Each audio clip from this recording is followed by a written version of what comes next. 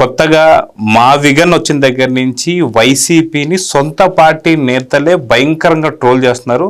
దాదాపు ఒక రికార్డు కూడా నెలకొల్లింది సార్. ఒక పొలిటీషియన్ ఎవరైతే ఉన్నారో పూర్తి భారతదేశంలో ఇంతగా అంటే ఇంతసేపు దాదాపు 48 to 72 hours దాకా ఇంత ట్రోలింగ్ ఉన్న ఒకే ఒక వ్యక్తి జగన్మోహన్ రెడ్డి అని చెప్పి ఒక రికార్డు కూడా నెలకొల్లిందంట. అయినా సరే ఇప్పటికీ కూడా ఒక దోపిడీ గని కింద అమరావతిని చూస్తున్నాడు జగన్మోహన్ రెడ్డి అంటే అసలు ఎలా చూడాలంట? నిజంగా జగన్మోహన్ రెడ్డికి మరి సిగ్గు శరం ఉందా అని చెప్పి కింద కామెంట్స్ లో వస్తూనే ఉన్నాయి, వాళ్ళ పార్టీ ఛానల్లోనే వస్తున్నాయి. దీన్ని ఎలా చూడాలంటారు? జగన్మోహన్ రెడ్డికి సిగ్గు శరం ఇటువంటివి లేవు అని ఇప్పటికే చాలాసార్లు చాలా స్పష్టంగా అందరికీ తెలిసింది, కానీ ఆయనకు ఒక్కడికి ఇంకా తెలియలే. ఎందుకు తెలియలేదు నాకు అర్థం కావట్లేదు. పేపర్ చదవాలి, ఏ రాజకీయ నాయకుడైనా కనీసం 2 పేపర్లు చదవాలి. ఒకటి ఇంగ్లీషు, ఒకటి తెలుగు పేపర్ చదువుతాడు ఎవడైనా సరే. చదువు రాని వాడు ఎవడన్నా రాజకీయ నాయకుడు అయితే పక్కన ఎవరినన్నా కూర్చోబెట్టి చదివించుకుంటాడు. చదువు రాని వాడు ఎవడన్నా ఉంటే ఇతను పేపర్లు చదువుతాడో చదవడో, ఎవడన్నా చెబితే వింటాడో వినడో, అసలుకి ఇతనికి చదవటం వచ్చో రాదో నాకైతే డౌటే. మళ్ళీ అదే మొదలు పెడతాడు, అమరావతికి 2 లక్షల కోట్లు అంటాడు. ఎవడు చెప్పాడయ్యా నీకు అమరావతికి 2 లక్షల కోట్లు ఖర్చు పెడుతున్నట్టు? ఎవరు చెప్పారు నీకు? ఎక్కడైనా రికార్డుల్లో ఉన్నదా? ఎవడు ఖర్చు పెడుతున్నాడు? నీకెవడు చెప్పాడు? నీకు ఎవడు చెప్పింది 2 లక్షల కోట్లు అమరావతిలో ఖర్చు పెడుతున్నారని నీకెవడు చెప్పాడు? ఏమైనా పేపర్లో రాశారా? ఏమన్నా నీకేమన్నా కళ వచ్చిందా? నీ కళ్ళలో ఎవడు కనిపించి చెప్పాడు 2 లక్షల కోట్లు అమరావతిలో ఖర్చు పెడుతున్నారని నీకు ఎవడు చెప్పాడు? దానికి సమాధానం లేదు, సమాధానం చెప్పడు. అతను ఏం ఆలోచిస్తాడో తెలీదు. అతనికి ఏమైనా బుర్రలో, అందుకనే ఆంధ్రజ్యోతి రాధాకృష్ణ అదే రాశాడు, బుర్రలో గుజ్జు లేదా అని రాశాడు. బుర్రల్లో గుజ్జు ఉందో లేదో తెలియదు. నాకైతే రాధాకృష్ణ రాసింది అయితే మాత్రం కరెక్ట్ అనిపిస్తున్నది. బుర్రలో గుజ్జున్నోడు ఎవడైనా సరే 2 లక్షల కోట్లు అమరావతికి ఇగో మేము ఖర్చు పెడుతున్నాం అని ఎవడన్నా చెప్పాడా? ఎక్కడన్నా ఉందా? సీక్రెట్గా ఎవడన్నా బీరువాలో బట్టల మడతల్లో దాచిపెట్టాడు ఎవడన్నా కాగితంలో రాసి? నీకెట తెలుసు? నువ్వు ఎట్లా అనుకుంటున్నావు? 2 లక్షల కోట్లు ఒక చోట పెట్టడం అనేది ఈ ప్రస్తుత పరిస్థితుల్లో సాధ్యమవుతుందా? అసలు అది సాధ్యమయ్యే పనేనా? ఏం మాట్లాడతాడో తెలియదు. అతనికి అసలు ఏమి జ్ఞానం ఉందో తెలియదు. అజ్ఞాన అంధకారంలో మునిగిపోయి అక్కడి నుంచి బయటికి రావటానికి కూడా ప్రయత్నం చెయ్యని ఏకైక జీవి జగన్మోహన్ రెడ్డి. సార్, ఇక్కడ మీరు ఇందాక అన్నట్టుగా ఖచ్చితంగా ఎవరు చెప్పారు, ఎక్కడ రికార్డ్స్ లో ఉందా 2 లక్షల కోట్లు ఒక ప్రాంతంలో ఎలా పెడతారు అన్నట్టు అంటున్నారు. కానీ అదే విషయంలో జగన్మోహన్ రెడ్డి ఏమంటున్నాడంటే, సో అమరావతి కాకుండా మావిగానికి అయితే తక్కువ ఖర్చు ఉంటుంది కాబట్టి దాని గురించి ప్రతి ఇంట్లో చర్చ జరుగుతుంది అంటున్నారు. కానీ ప్రతి ఇంట్లో చర్చ లేదు, దాని గురించి కాదు.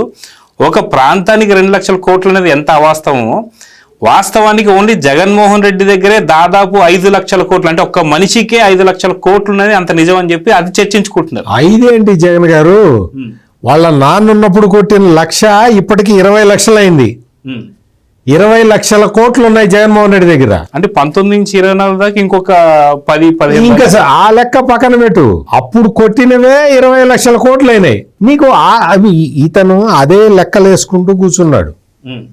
నీకు అదే లెక్కలేసుకుంటూ కూర్చొని అమరావతి మీద అసలు పచ్చి అబద్ధాలు చెప్పుకుంటూ, పచ్చి అబద్ధాలు. నీకు మచిలీపట్నం రోడ్డు మీద పెడతాడా? ఏమన్నా దిక్కుమాలిన దాబానా? అదేమన్నా ఆ రాజధాని దాబానా? దాబా అంటే అవన్నీ రోటీలు గీటీలు అవన్నీ దాల్ తడక అవన్నీ చేస్తారే, నిమ్మకాయ ముక్కలను ఉల్లిపాయ ముక్కలు కోసి పెడతారే, లేదా ఫిష్ మార్కెట్ ఏమన్నా అదే అనుకుంటున్నాడా? ఏం మనిషే ఇతను? అసలు ఏం మనిషి ఇతను? దాబాకి రాజధానికి తేడా తెలియని వాడిని తీసుకొచ్చి ఆంధ్రప్రదేశ్ ప్రజలు నెత్తిన పెట్టుకొని 5 సంవత్సరాలు అతని చేతుల్లో నలిగిపోయారే. అసలు ఇతనికి నేను మచిలీపట్నం ఆ రోడ్డు మీద పెట్టాలి అంటాడు. విజయవాడ నుంచి మచిలీపట్నం వెళ్ళే రోడ్డు మీదట ఇటు ఒక దాబా, ఇటు ఒక దాబా పెట్టి ఆ నిమ్మకాయ ముక్కలను ఉల్లిపాయలు కడిగేసి ఇస్తే అవి తింటూ కూర్చోవాలట. సార్ ఒకవేళ ఏం మనిషి అయ్యా, ఏం మనిషి అసలు, ఇతనికి ఏం ఆలోచన ఉంది, ఎవడు చెప్తున్నాడు, ఎవడన్నా చెబుతున్నాడా, ఇతని సొంత పరిజ్ఞానమా? సార్ ఒకవేళ నిజంగా జగన్మోహన్ రెడ్డి చెప్పే మాటలే తీసుకుంటే అమరావతిలో దాదాపు ఒక 50 ఎకరాలు సేకరించారు. నిజంగా మావిగన్ అనే మాట తీసుకుంటే అటు మచిలీపట్నం నుంచి ఇటు గుంటూరు దాకా దాదాపు 2.5 లక్షల ఎకరాలు సేకరించాలి సార్. మరి దాని గురించి ఏం చెప్తారు సార్? అసలు సేకరించడంగా ఇతని మొహం చూస్తే ఆ గజం స్థలం కూడా ఎవడివ్వడు. చంద్రబాబు నాయుడుకి కాబట్టి అవును 34,000 ఎకరాలు ఇచ్చారు, మళ్ళీ 16,000 ఎకరాలు ఇవ్వడానికి రెడీగా ఉన్నారు. ఇతనికి ఎవడు ఒక గజం భూమి కూడా ఇవ్వక చిచ్చి నీకు ఇవ్వము అంటే నేషనల్ హైవే ప్రాజెక్టులు ఆపేశాడు. వేయటం చేతకాల. రైల్వే లైన్లు కొత్త లైన్లు ఇస్తామయ్యా, వేసుకోవయ్యా అంటే నా ముఖం చూస్తే ఎవడు గజం భూమి కూడా ఇవ్వడండి, నేను మీకు రైల్వేకి నేను మీకు ల్యాండ్ ఏమి ఎక్కడి నుంచి తెచ్చి ఇవ్వాలి, అట్లా ఇచ్చేది అట్లా ఎవడు నాకు ఇవ్వరు కాబట్టే నేను ల్యాండ్ టైటిలింగ్ యాక్ట్ అనే ఒక చట్టం తెచ్చి అన్ని కబ్జా పెట్టానండి అని చెప్పాడు. అటువంటి వ్యక్తి ఇతను మళ్ళీ వచ్చి 50,000 ఎకరాలు, మొదటి దశలో 50,000 ఎకరాలు, రెండో దశలో 50,000 ఎకరాలు, 1,00,000 ఎకరాలు, ఒక్కొక్క ఎకరానికి 2 లక్షల డెవలప్మెంట్ అంటే 2 లక్షల కోట్లు అంటాడు. ఏమి లెక్క? ఎవడు చెప్పాడు నీకు? ఎవడు చెప్పాడు? 1,00,000 ఎకరాలు ఉందని నీకు ఎవడు చెప్పాడు? ఎవడు తీసుకున్నాడు? సంబంధిత శాఖ మంత్రి నారాయణ ఆయన క్లియర్ కట్గా చెప్పాడు. ఏమని చెప్పాడు? బుర్ర ఉందా నీకు? నీకు ఎంత ఎక్కడుందా ఇక్కడ? ఎవడు తీసుకున్నాడు ఆ ల్యాండ్ అని అన్నాడు. ఈయనకి పాపం నారాయణ కొంచెం సాఫ్ట్గా చెప్తాడు కదా. ఈ నారాయణకి కొంచెం సాఫ్ట్గా చెప్పే అలవాటు ఉంది కాబట్టి జగన్మోహన్ రెడ్డికి అర్థం కాదని పెమ్మసాని చంద్రశేఖర్ ఉన్నాడు కేంద్ర మంత్రి. ఆయన వచ్చి నీకు బుర్ర ఉందా అసలు ఫస్ట్ విడతలో ఎంత తీసుకున్నారు, రెండో విడతలో ఎంత తీసుకోబోతున్నావు, ఎన్నిసార్లు చెప్పిన అర్థం కాదేమయ్యా అని చెప్పి జగన్ భాషలోనే చెప్పాడు పాపం పెమ్మసాని చంద్రశేఖర్. చాలా ఘాటుగా చెప్పాడు. అరే సాఫ్ట్గా చెప్పిన నారాయణది అర్థం కాల, హార్డ్గా చెప్పిన పెమ్మసాని చంద్రశేఖర్ది అర్థం కాల, నీకు ఎవరు చెప్పాలి? సార్ మీరింత జర్నలిస్టులు చెప్తున్నారు, అంకంరావు గారు అంటే అనలిస్టులు చెప్తున్నారు, ఇంతమంది అసలు నీకు అర్థం కాదు. నేను ఇప్పుడు ఎవరు మరి వాళ్ళని పట్టుకుని రావాలి, ఇప్పుడు వాళ్ళని పట్టుకొని రావాలి.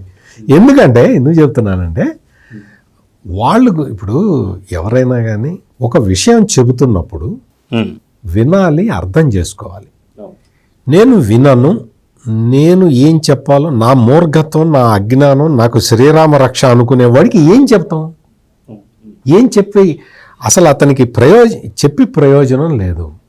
పైగా వాళ్ళ పార్టీ వాళ్ళందరినీ ఫూల్స్ని చేసుకుంటున్నాడు, రోడ్డు మీద పడేసి తిప్పుతున్నాడు. నిన్న ఆంధ్రజ్యోతి అక్కడికి వెళ్ళా, నిన్న ఇవాళ అంతా మొత్తం అంతా ఎక్కడ చేసావు నువ్వు? ఆంధ్రజ్యోతి ఆఫీసులో ఎక్కడున్నా కానీ మనం వెళ్ళి ధర్నా చేయాలి అని పిలిపించాడు. స్ట్రైట్ ఒకటే క్వశ్చన్ అడుగుతా, అంకంరావు గారికి ఏమన్నా తెలిస్తే చెప్పమను.